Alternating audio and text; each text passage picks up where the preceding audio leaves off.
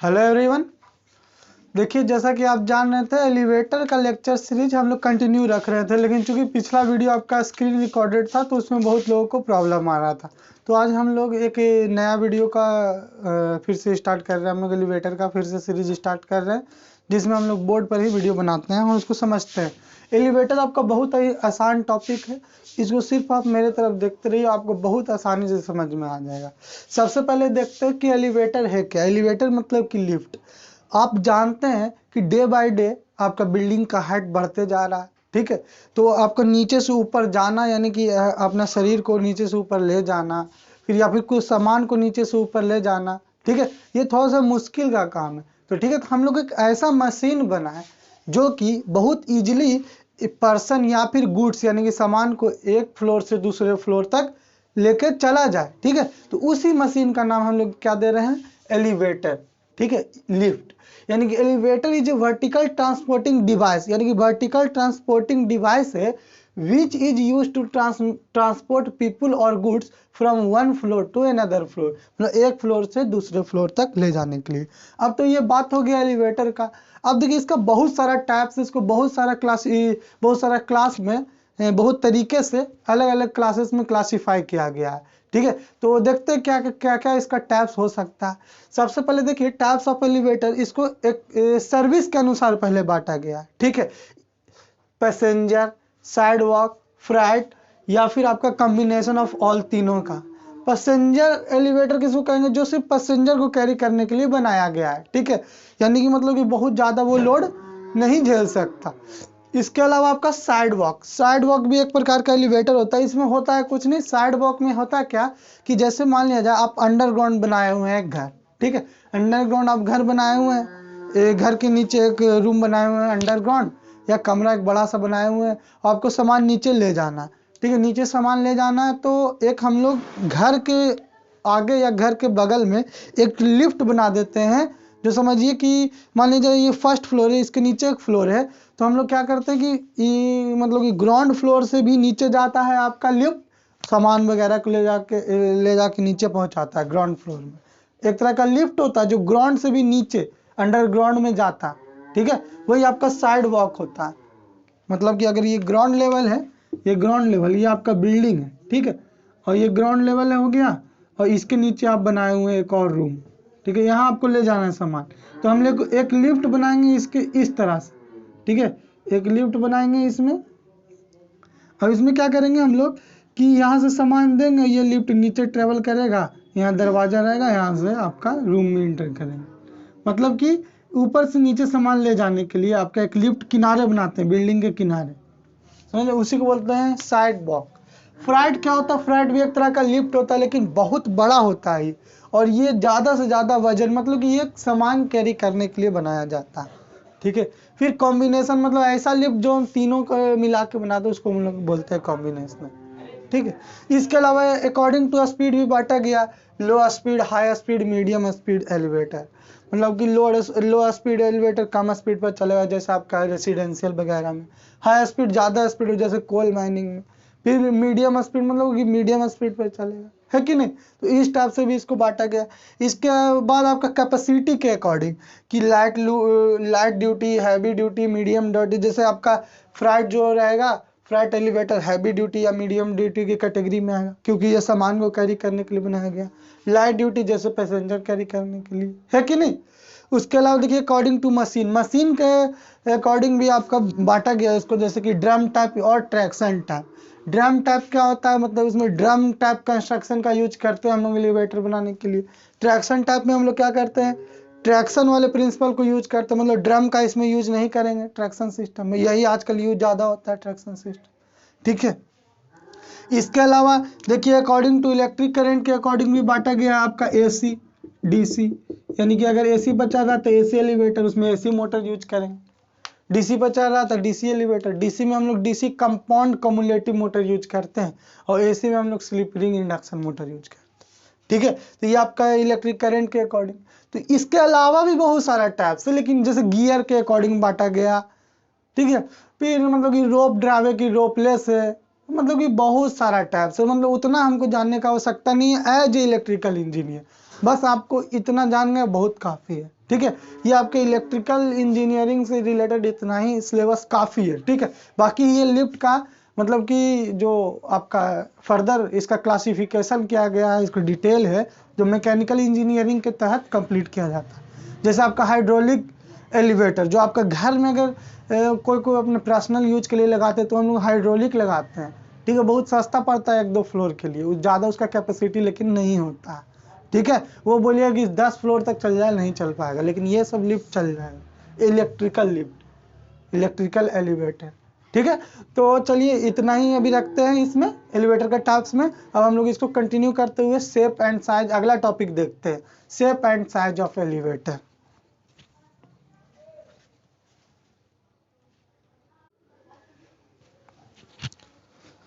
देखिए हम आगे बात करते हैं shape and size of elevator car. Elevator car का शेप और साइज।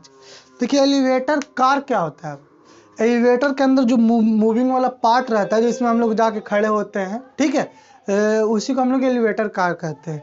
मतलब कि elevator car is that part of elevator which carries passenger और गुड्स, यानी कि जो पैसेंजर और गुड्स सामान को कैरी करता है वही आपका एलिवेटर कार है, ठीक है।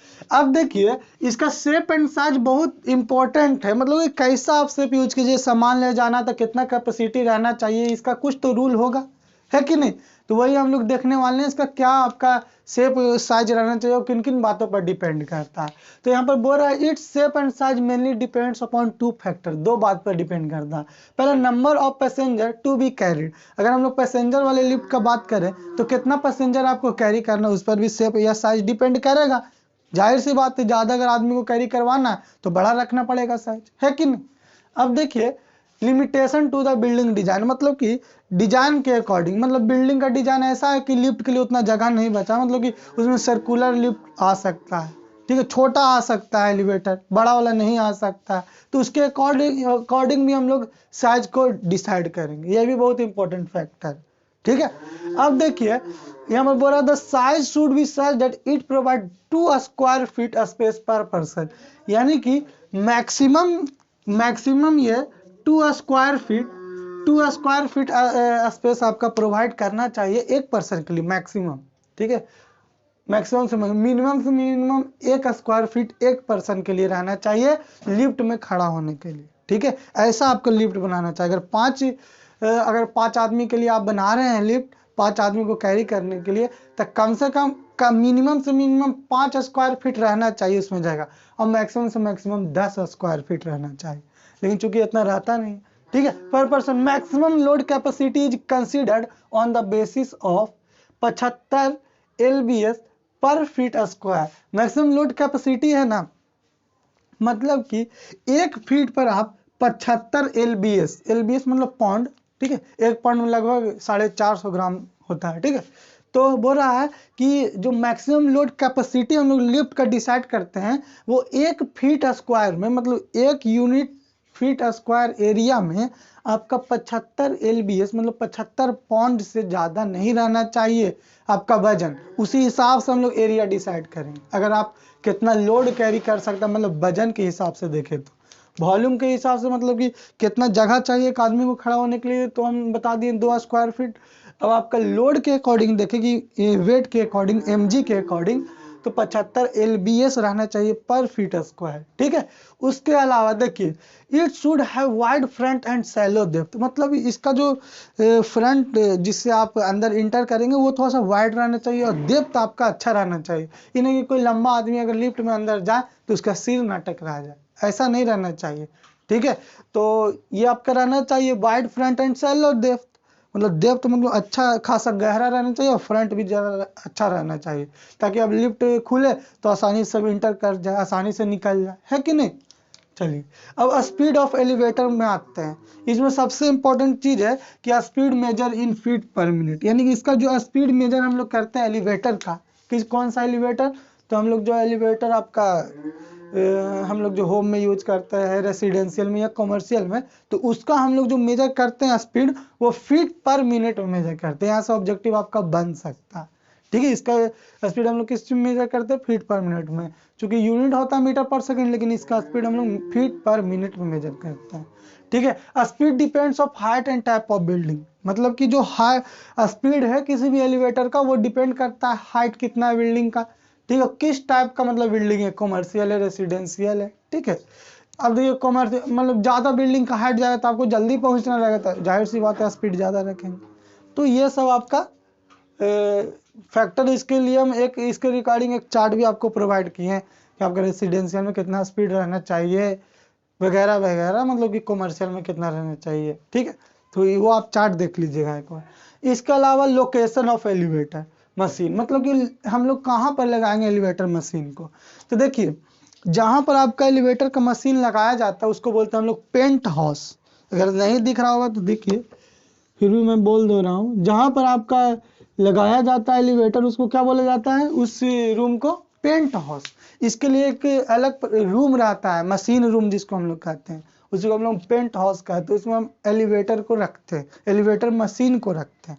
ठीक है, मतलब एलिवेटर मशीन मतलब मोटर, रोप, उसके साथ जो रहेगा पुल्ली वगैरह, है कि नहीं, तो वहाँ पेंट हाउस में रखा जाता है।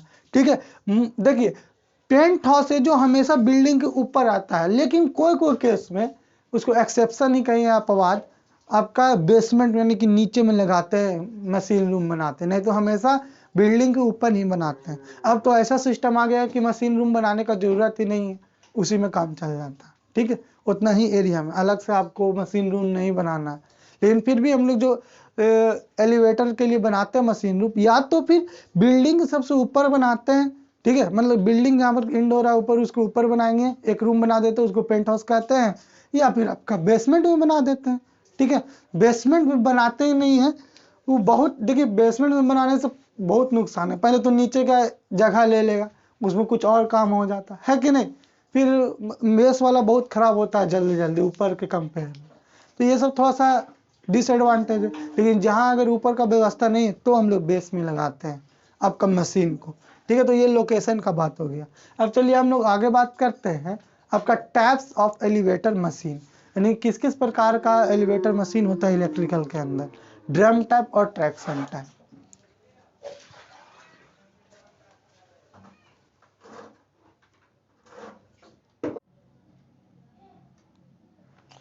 चलिए देखिए अब हम लोग बात करने वाले हैं टाइप्स ऑफ एलिवेटर मशीन। अगर आपको नहीं दिख रहा हो तो यहाँ लिख देते हैं,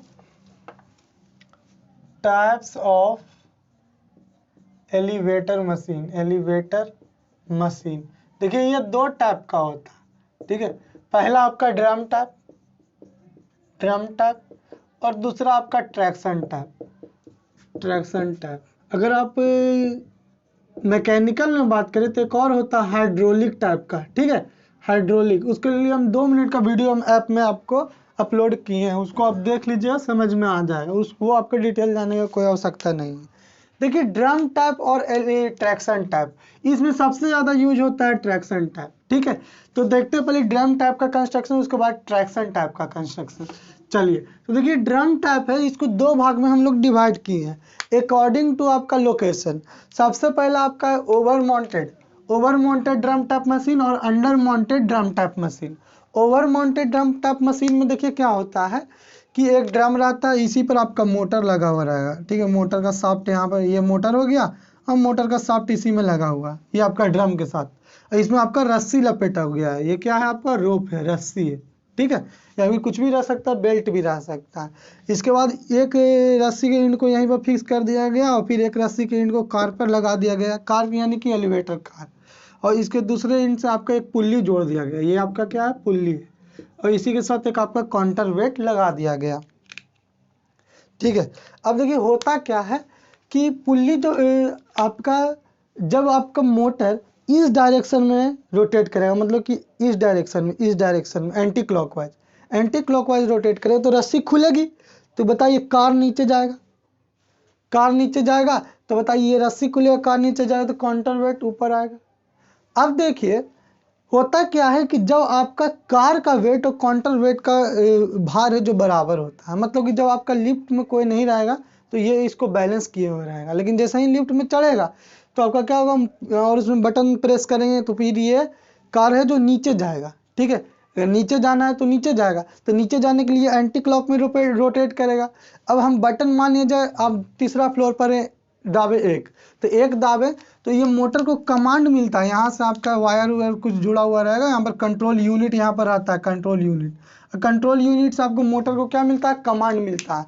अब फिर मोटर क्या करता है ना, कमांड मिलने के बाद अगर आपको उसको 1 पर जाना है, 2 से 1 पर जाना है, तो बोलेगा कि मोटर को कमांड देगा कंट्रोल यूनिट की तुम घूमे एंटी क्लॉक में, तो एंटी क्लॉक में घूमेगा, और एंटी क्लॉक में घूमेगा तो आपका ये रस्सी खुलेगा, और रस्सी खुलेगा तो कार नीचे जाएगा, काउंटर वेट ऊपर आएगा। ठीक है, अगर आपको नीचे से ऊपर आना, नीचे से ऊपर आना मतलब एक फ्लोर पर, अब आपको तीसरा फ्लोर पर आना, तो फिर 3 दाबे तो ये मोटर को, ये यहाँ पर कंट्रोल यूनिट लगा हुआ, कंट्रोल यूनिट मोटर को कमांड दिया कि अब तुम जैसे एंटी क्लॉक में रोटेट करा था, अब तुम क्लॉक वाइज में रोटेट करो, तो ये अपना कुछ करेगा, या तो फील्ड का डायरेक्शन बदल दे तो भी डायरेक्शन चेंज हो जाएगा रोटेशन का।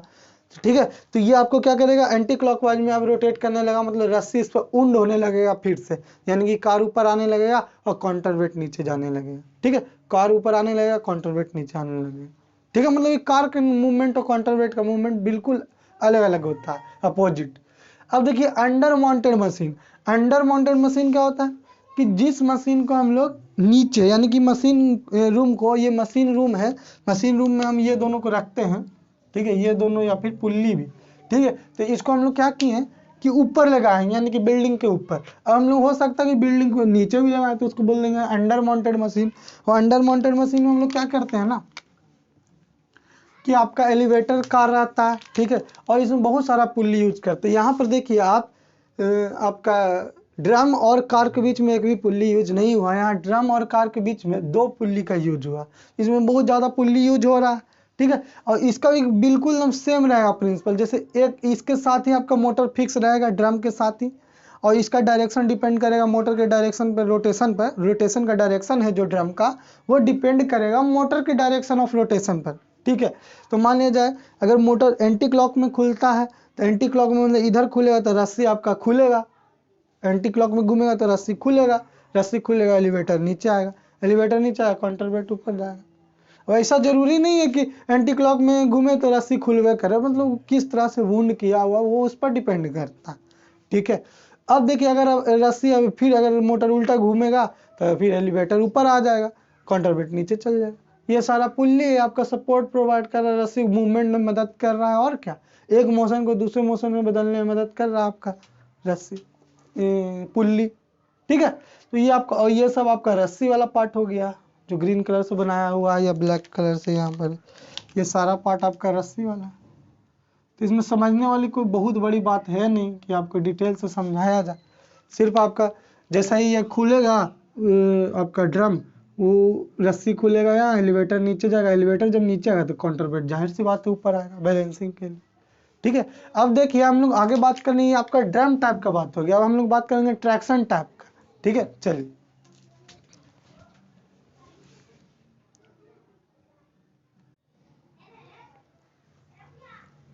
देखिए ट्रैक्शन एलिवेटर, ये भी बहुत आसान है, इसमें बस थोड़ा सा अंतर है कि इसमें जो हम लोग ड्रम पर रस्सी वुंड करके आपका एलिवेटर को ऑपरेट कर रहे थे कार को, इसमें हम लोग ड्रम पर रस्सी नहीं वुंड करेंगे। ये एक ऐसा ही आपका स्ट्रक्चर रहेगा बेलनाकार। ठीक है, ये आपका पुल्ली रहेगा, यही आपका काउंटर वेट रहेगा, ये आपका कार रहेगा। अब ये ऑपरेट कैसे करेगा, हम लोग जो इसमें मोटर फिट करते हैं वो हम लोग इस पर नहीं फिट करके हम लोग पुल्ली पर मोटर को फिट करेंगे। ठीक है, पुल्ली पर मोटर को फिट करेंगे, किसको, मोटर को।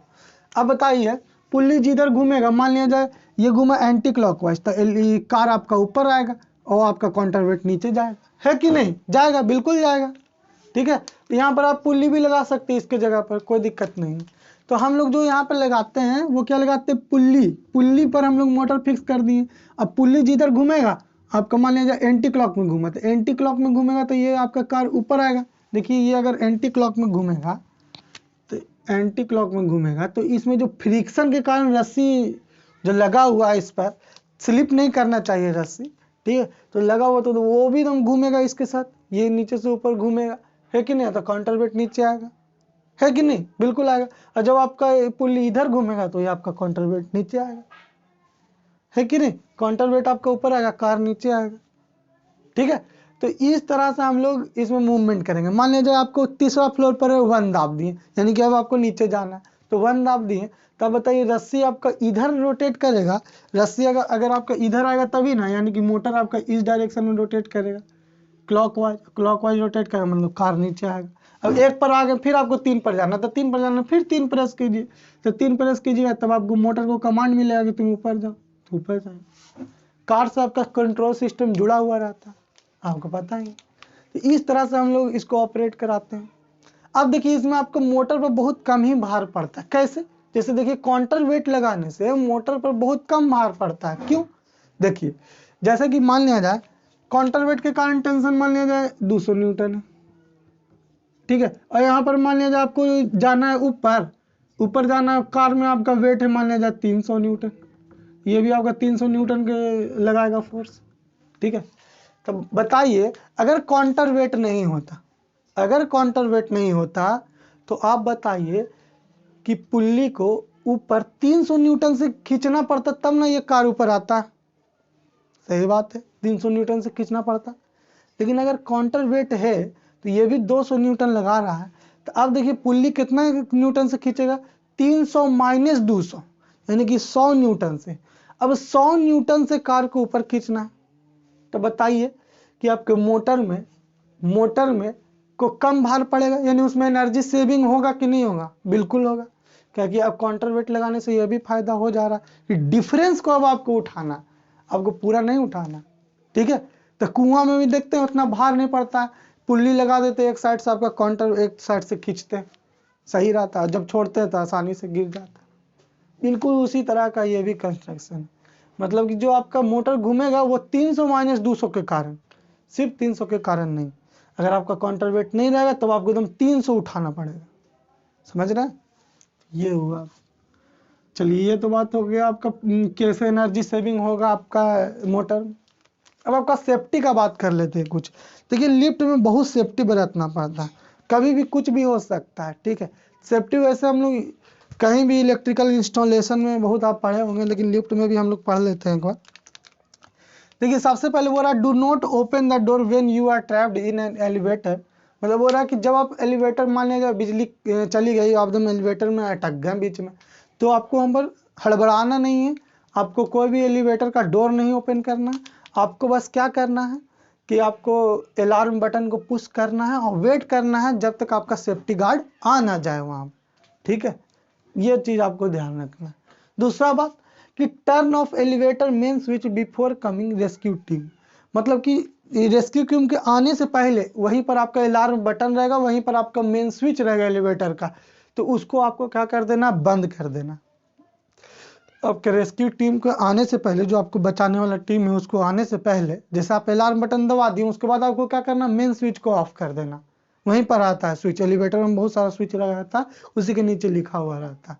अलार्म स्विच रेड कलर का रहेगा, एलिवेटर स्विच भी रहता है, मेन स्विच भी रहता है, ठीक है। तो मेन स्विच आपको बंद कर देना रेस्क्यू टीम को आने से पहले। तीसरा, do not attempt to come out of the elevator, you can stuck between door, मतलब कि अगर एलिवेटर चल रहा है और नीचे आ गया, खुला नहीं हो, जबरदस्ती खोल के आप बाहर नहीं कर रहे हैं या जबरदस्ती इंटर कर रहे हैं, तो उससे होता क्या है ना, आप हो सकता है आप अटक जाए बीच में, स्टक यानी कि अटक जाना, ठीक है, फंस सकते हैं आप। तो ये सब बात को ध्यान रखना है, ठीक है। फिर कोई लोग रहते हैं कि एलिवेटर की रस्सी पर चढ़ने लगते हैं अगर रेस्क्यू उसके ऑपरेशन के दौरान, ठीक है, अपने आप, तो ऐसा आपको कदापि नहीं करना, ठीक है। आपको आराम से रहना है, आपको रेस्क्यू टीम को आने तक का वेट करना है, ठीक है। अब तो बहुत सारा लिफ्ट में ऑक्सीजन भी, जैसे ही लिफ्ट अगर अटक जाता है तो ऑक्सीजन का ऊपर से नीचे गिर जाता है पाइप वगैरह, जिससे आप ऑक्सीजन भी ले सकते हैं, ठीक है। तो ये सब आपका फैसिलिटी है। अब एक लास्ट टॉपिक आपका रह गया, अब मोटर कौन सा यूज करते हैं, तो कितना बार हम बता चुके हैं, DC compound motor, cumulative type का यूज करेंगे, ठीक है। चलिए तो ये हो गया आपका डीसी मोटर के बाद। चलिए अब हम लोग आगे बात करेंगे आपका बॉम्बे लिफ्ट एक्ट के बारे में।